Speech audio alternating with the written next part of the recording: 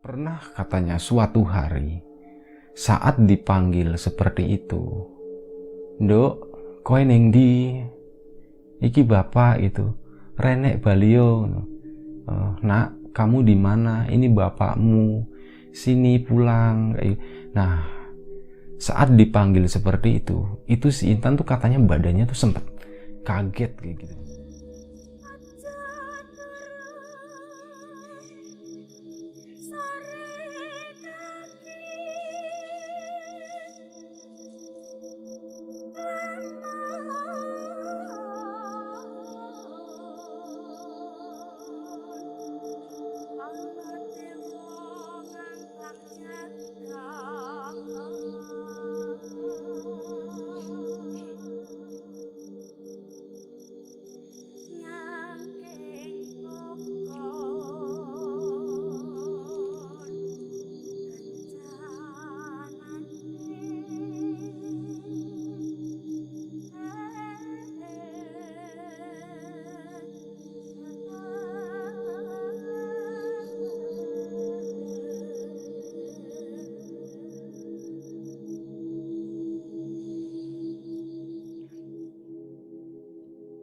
Ada seorang anak perempuan yang waktu itu usianya sekitar 12 tahun dan boleh dibilang dia itu anak yang kurang beruntung karena di usia sekecil itu dia udah ditinggal sama ibunya.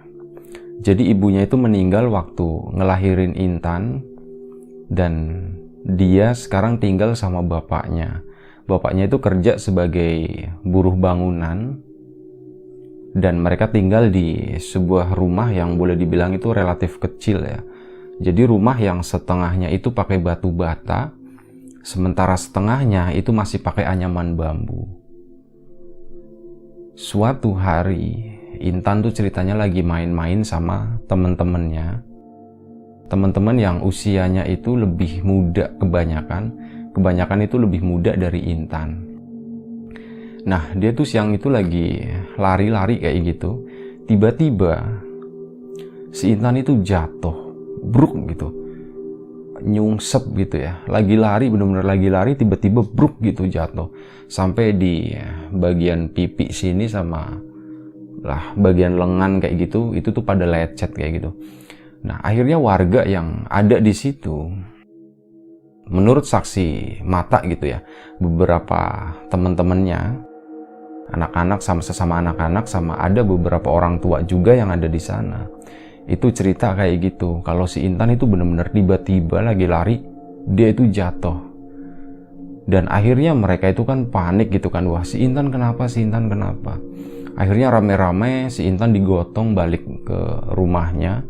Dan waktu itu kurang lebih sekitar 1 jam setelah Intan jatuh, bapaknya kan disusul gitu. Dikasih tahu kalau Intan itu jatuh. Akhirnya sejam kemudian bapaknya nyampe di rumah. Nah, waktu itu setelah bapaknya nyampe rumah, si Intan buru-buru dibawa ke puskesmas. Dan setelah dilakukan pemeriksaan di puskesmas tuh nggak menanggung gitu. Dan dari situ dirujuklah ke sebuah rumah sakit. Dan si Intan itu sempat dirawat di rumah sakit itu selama beberapa hari, tapi hasilnya itu sama aja. Jadi nggak ada perubahan sama sekali. Si Intan itu masih pingsan dan si Intan itu dinyatakan koma secara tiba-tiba tanpa penyebab, dan sebelumnya hal ini pun nggak pernah terjadi gitu. Udah setelah beberapa hari dirawat di rumah sakit itu dan memang nggak ada perubahan sama sekali, dan karena keterbatasan biaya juga, akhirnya dari pihak keluarganya Intan setelah bapaknya tuh diskusi sama saudara-saudaranya kayak gitu, akhirnya si Intan pun dibawa pulang dan ya dinyatakan dirawat di rumah. Nah, waktu dirawat di rumah, ya pasti bapaknya itu sedih ya ngelihat kondisi anaknya itu seperti itu. Apalagi di satu sisi bapaknya harus kerja. Si Intan itu kan anak satu-satunya, dia di rumah sendirian. Saat bapaknya pergi, ya Intan benar-benar Intan yang sedang koma, yang hanya tidur di dalam rumah sendirian, nggak ada siapapun. Memang ada sesekali itu beberapa tetangga atau beberapa saudara bapaknya itu nengokin ke situ. Dan setelah beberapa hari, ya kurang lebih sekitar seminggu kemudian, itu benar-benar ya masih dibilang nggak ada perubahan sama sekali. Akhirnya bapaknya tetap berikhtiar, dia tetap mengusahakan gimana sih supaya si Intan itu sembuh gitu. Nah, salah satu jalan yang dicari itu adalah jalur alternatif. Nah, dia coba nanya-nanya gitu ke orang-orang pinter, termasuk nanya ke tetangga-tetangganya, ke saudara-saudaranya, barangkali ada yang kenal ya salah satu orang yang pinter gitu. Tapi ya tentu aja yang nggak memasang tarif gitu ya. Ya siapapun yang mau ngebantu lah gitu. Nah, akhirnya disebarlah informasi itu. Ada beberapa orang yang sempat datang ke sana, dan memang ya mereka itu mendoakan kayak gitu intinya ya. Tapi dari semuanya itu nggak ada satupun yang berhasil. Bahkan ya boro-boro berhasil gitu ya, tahu masalahnya apa aja juga mereka enggak gitu ya. Mereka intinya kayak, wah ini medis pak, ini medis pak. Ya oke, bapaknya tuh nerima lah, ya memang mungkin ini medis gitu ya, nggak ada hal gaib atau apapun. Dan kurang lebih sekitar 2 bulan kemudian, itu tiba-tiba datang seseorang. Itu seseorang yang masih muda, usianya sekitar 30 tahunan. Dia datang ke sana, dia nengokin Intan sambil bawa sesuatu lah, kayak semacam ya sumbangan sedekah kayak gitu, itu buat Intan, buat keluarganya kayak gitu. Ditengokinlah si Intan, dan katanya si orang itu tuh dia apa ya, kayak memang dia tuh orang ngerti ya, dia orang yang bisa hal seperti itu. Dan diceklah si Intan gitu, bener-bener dicek baik-baik. Dan si orang itu tuh datang nggak cuman sekali doang, tapi datang kalau nggak salah tuh 3 kali datang ke situ. Sampai akhirnya ada satu hal yang disampaikan sama orang tersebut, dan katanya memang yaitu tadi, dari sisi medis itu ada penyebabnya gitu secara fisik, tapi dari sisi metafisik pun ada. Jadi si Intan itu katanya kayak dia itu kesasar di suatu tempat yang kita nggak bisa ngelihat ya, ada dimensi berbeda dari dimensi kita. Nah, si Intan itu kesasar di sana, dan setelah dilakukan penerawangan selama itu tadi ya, beberapa hari kedua sama hari ketiganya itu dilakukan terawang, dan si Intan itu memang boleh dikatakan itu kayak kesasar di alam gaib. Tapi untungnya tuh dia kesasarnya tuh bukan disebabkan oleh makhluk lain gitu ya, makhluk atau jin yang jahat kayak gitu, itu bukan. Tapi dia tuh bener-bener kayak kesesat sendiri, dan dia itu nggak bisa pulang. Sebenarnya gue pas ngedenger cerita ini, ceritanya belum lama ya gue denger, itu gue sebenarnya keinget sama salah satu film, ya mungkin kawan-kawan juga tahu ya, film Insidious. Ya kurang lebih seperti itu, cuman bedanya adalah kalau di film Insidious itu kan si sosok anak itu kayak dia tersesat di alam gaib karena ada penyebabnya gitu. Penyebabnya itu karena ada makhluk yang memang suka sama dia gitu. Nah, kalau Intan ini enggak, dia benar-benar kayak lepas begitu aja, dan si Intan itu nggak bisa balik. Sementara waktu itu kondisinya setelah dilakukan penerawangan itu memang di sana tuh bersih, jadi nggak ada siapa-siapa gitu, nggak ada satu makhluk pun yang menghalang-halangi Intan buat pulang. Yang jadi masalah itu cuman Intan berada di suatu tempat, tapi dia nggak bisa pulang. Jadi menurut si orang pinter itu, dunia kita sama dunia mereka, sama alam sebelah gitu ya, dimensi sebelah, itu tuh memang beda. Jadi saat kita sebagai orang normal, itu tuh kita masih punya kecerdasan yang lebih. Kenapa? Karena kita masih pakai otak kita. Sementara di dimensi lain, karena itu kayak semacam, istilahnya ya, gue kurang tahu juga, takutnya ini nggak tepat juga, dan ini nggak perlu diperdebatkan ya.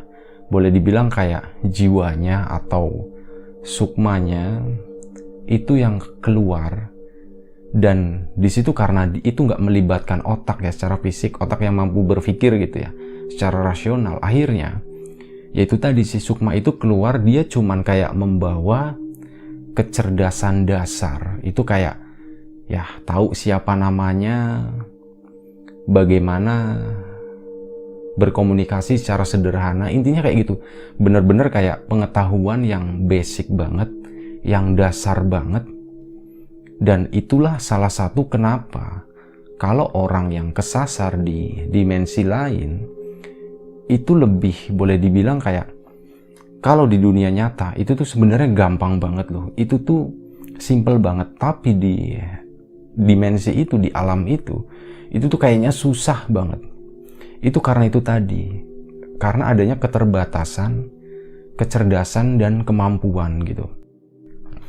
Nah, itulah yang terjadi sama Intan. Sebenarnya si Intan itu kesasar di satu tempat itu yang gak terlalu jauh dari badan dia gitu. Jaraknya gak terlalu jauh, dan sebenarnya kalau itu terjadi di dunia nyata, itu Intan itu tahu di mana dia harus pulang.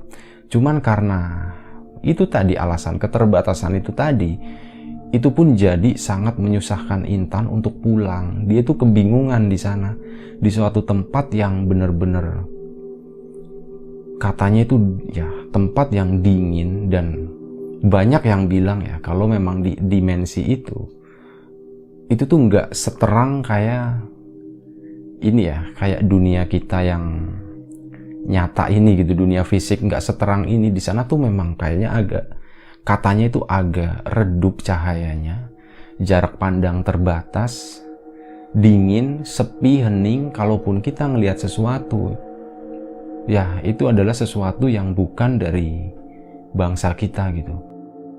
Nah, disitulah Intan. Seperti itulah Intan. Akhirnya si orang pinter tadi itu coba komunikasikan ke bapaknya. Jadi dia tuh minta bantuan ke bapaknya Intan itu buat manggil Intan untuk pulang. Satu-satunya cara yang bisa dilakuin ya itu tadi, dengan bantuan bapaknya. Sementara si orang pintar itu tadi, dia bisa aja masuk ke dimensi itu, cuman katanya terlalu beresiko.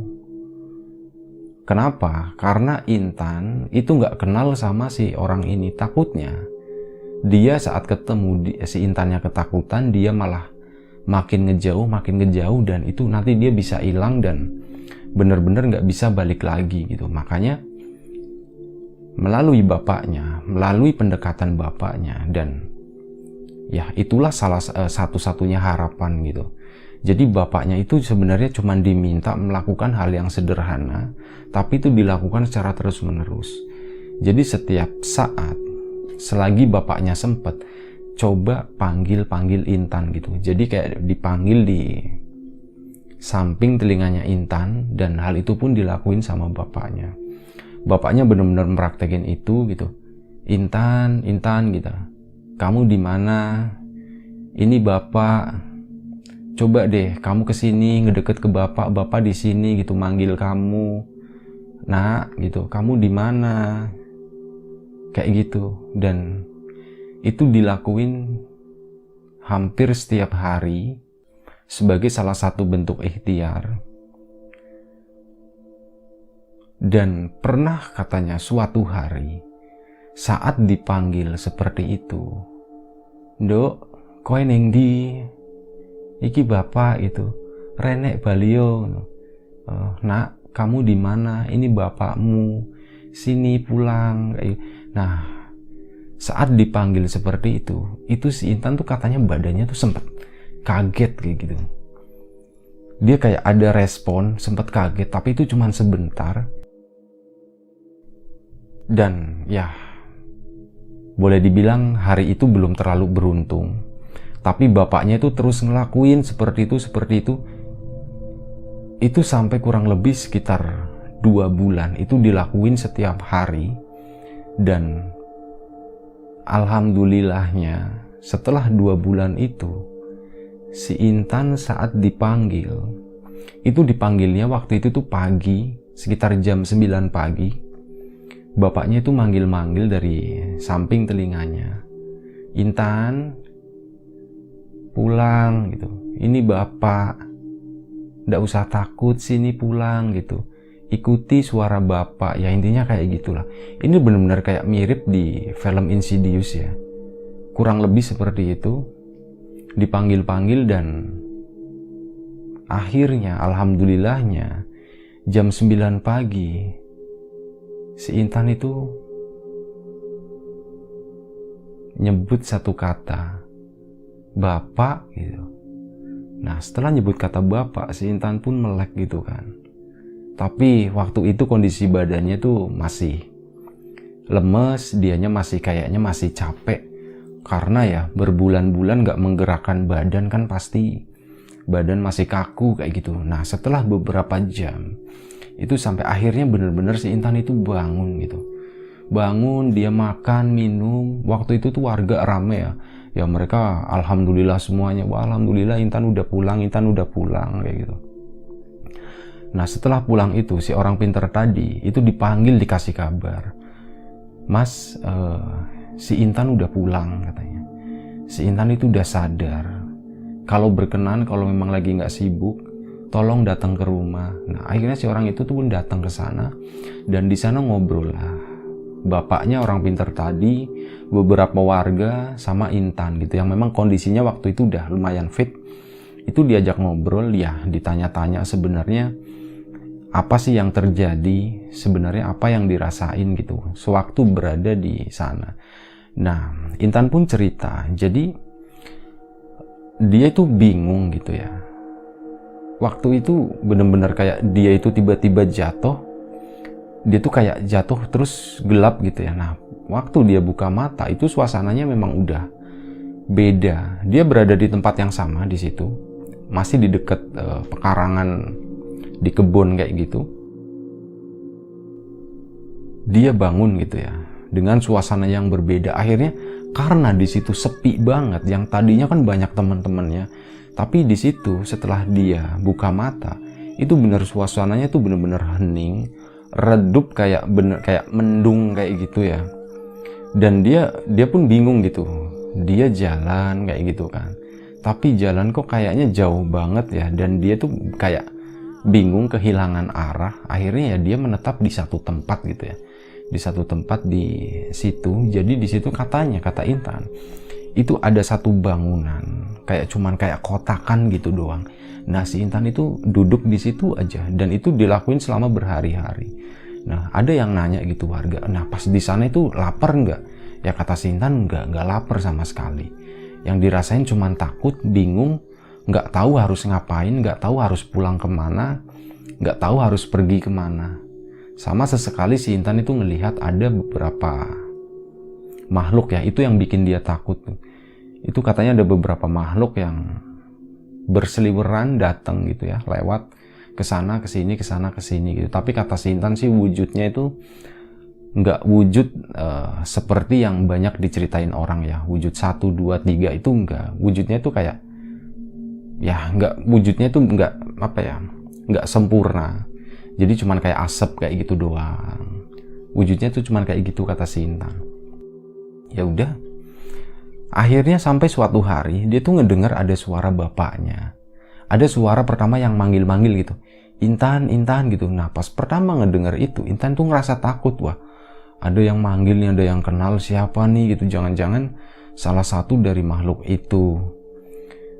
Akhirnya karena itu sering didengar sama Intan, panggilan-panggilan itu, dan sesekali nyebut ini bapak gitu, pulang gitu ke sini. Nah akhirnya Intan tuh makin yakin, dan setiap bapaknya itu, setiap Intan ngedengar suara panggilan itu, si Intan tuh kayak ngelangkah. Dia mulai berjalan pelan-pelan itu, coba ngikutin di mana sih arah suara panggilan itu datang. Dan setelah beberapa hari ngikutin itu, sampailah Intan pada sebuah bangunan yang tidak lain tidak bukan itu adalah rumahnya sendiri. Tapi di sana itu sepi banget, nggak ada siapa-siapa. Dan suatu hari gitu ya, setelah setiap hari ngikutin itu, Intan kan makin jalan makin ngedeket ke rumah itu. Jadi ngedeketnya tuh bener-bener sehari tuh cuman berapa meter, sehari cuman berapa meter kayak gitu. Sampai akhirnya dia tuh sampai di depan rumahnya sendiri. Tapi dia tuh bingung gitu, ini ada pintu, gimana cara ngebukanya. Dia tuh bingung, karena itu tadi ya, ada keterbatasannya. Dia nggak tahu cara buka pintu. Sampai akhirnya ada satu sosok, ada seseorang itu yang ngebukain pintu dari dalam. Cekrek, pintu itu tiba-tiba kebuka sendiri, dan si Intan nggak kenal sama orang itu. Nah setelah Intan sadar ya, setelah itu akhirnya Intan masuk rumah gitu kan. Dia masuk rumah dan dia tuh masuk kamar. Setelah masuk kamar, dia tuh ngelihat ada badan dia, si Intan itu lagi tidur. Akhirnya si Intan ngedeket ke badan itu, dan si orang yang tadi ngebuka pintu itu ngasih tahu, Intan coba kamu tidur di sana, udah tidur aja di situ gitu. Jadi kayak dikasih tahu udah rebahan, kayak masuk deh ke badan itu gitu. Tidurnya tuh kayak disuruh di atasnya si jasad yang ada di sana, itu jasadnya Intan ya. Akhirnya dia tidur di sana dan tiba-tiba dia bangun gitu, si Intan itu mulai bangun. Nah orang tadi yang ngebukain pintu itu adalah wujudnya si orang pinter yang diundang sama bapaknya itu. Ternyata si orang pinter itu juga ngebantuin ya dengan cara itu. Dia itu cuma menunggu di dalam rumah, dia nggak berani keluar rumah karena itu terlalu beresiko. Jadi bapaknya pakai suara, ya mungkin karena bapaknya pakai hati ya, jadi suara itu bisa didengar langsung sama Intan. Karena masih ada ikatan darah kayak gitu, itu akan lebih mudah. Dipanggil, sementara orang tadi itu cukup ngebantuin sesuatu yang nggak bisa Intan lakuin, ngebukain pintu dan ngasih tahu si Intan supaya Intan itu masuk ke jasad dia lagi. Ya, alhamdulillah semenjak hari itu Intan sadar dan dia tumbuh menjadi perempuan yang normal sama kayak yang lainnya. Dan sampai sekarang alhamdulillah dia udah dikaruniai 2 orang anak, dia udah menikah. Alhamdulillah semuanya gitu ya.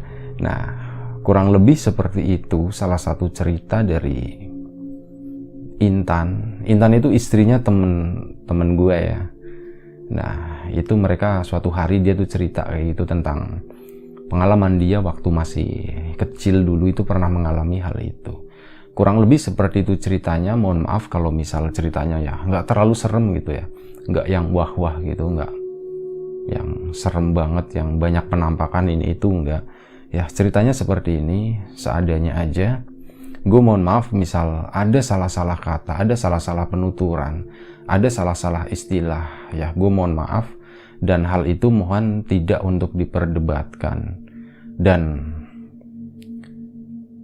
terima kasih banyak buat kawan-kawan yang udah mau nonton, udah mau dengerin cerita ini. Mohon maaf kalau kawan-kawan udah mampir yang udah ninggalin komentar, tapi gue balasnya itu suka telat gitu, karena sekarang gue lagi fokus di content production gitu ya. Jadi lebih fokus di kayak gini syuting gitu. Jadi waktunya itu untuk balesin komen agak mepet. Jadi ya, tapi tetap gue balesin dengan cara nyicil. Nah, terima kasih banyak. Mohon maaf atas segala kekurangannya.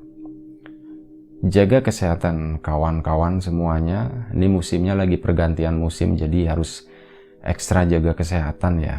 Terima kasih banyak. Assalamualaikum warahmatullahi wabarakatuh.